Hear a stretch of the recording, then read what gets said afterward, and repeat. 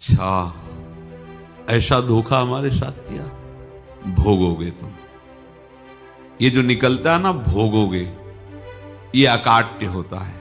क्योंकि किसी का भी हृदय, मान लो किसी भी जीव जंतु को आप कष्ट दें और उसका हृदय आह भर जाए, तो वो आह वज्र की लेख तुम्हें भोगना पड़ेगा। वो आह किसी की ना लेना जिंदगी।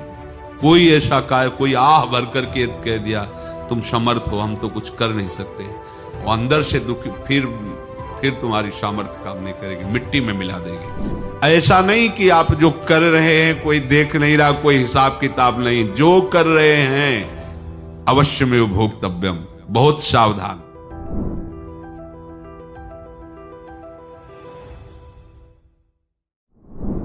जीव स्वयं नित्य निरंतर कर्मों के जाल को रच रहा है और अपने आप को बांध रहा है। आपको मुक्त होना है, बंधना नहीं है। जीव का जन्म कर्मों के अनुबंध से होता है, कर्मों के बंधन से होता है, और उसको अपना ऋण चुकाना होता है।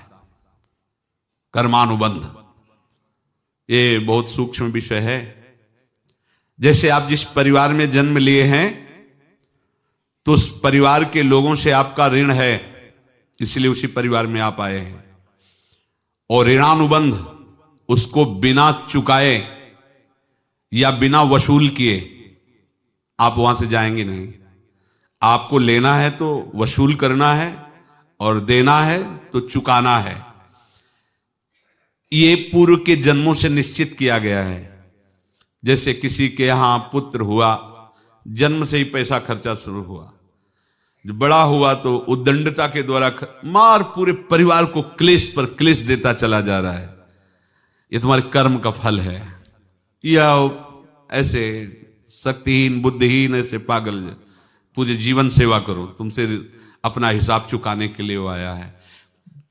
अब परिवार के जो सदस्य जुड़े आके, मतलब पत्नी आते ही पूरी हृदय में आनंद, परिवार में आनंद, और जीवन भर वो आनंद ही सुख देने के लिए उसका जन्म हुआ। वो अपना ऋणानुबंध मुक्त, और आते ही भयंकर क्लेश खड़ा कर दिया, बीच में दीवाल और झगड़ा वैसा, फिर अतरे दिन मारपीट शुरू, कलह अशांति, पूरा जीवन नरक हिसाब करने आए।